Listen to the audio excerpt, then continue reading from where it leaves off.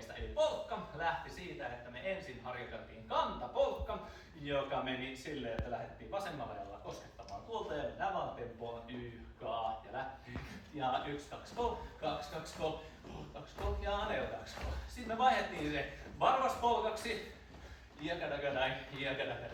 Laitettiin sille vähän painoa. Tää ei ole mikään tää on tämmönen puolivälipolkka, joka on vaan harjoite. Ja sitten laitettiin tampupolkkaan, jossa on ensimmäinen on tasaaskel.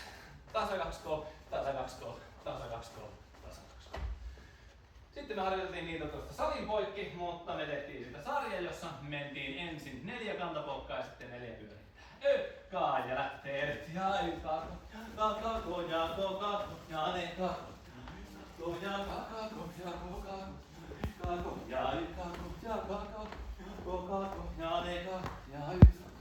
Kakako ja kokako ja ne kako.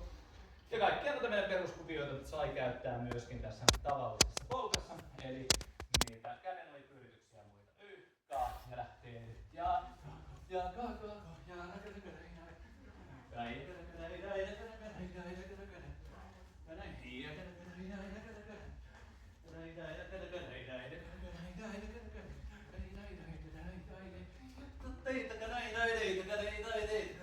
ja niin päin pois. Kaikki on siellä sallittu. Lopuksi me sanottiin, että saa myöskin kädellä, jotta ei tarvitse koko polkkaa mennä ihan samalla askelikolla. Eli on ihan sallittua mennä niitä.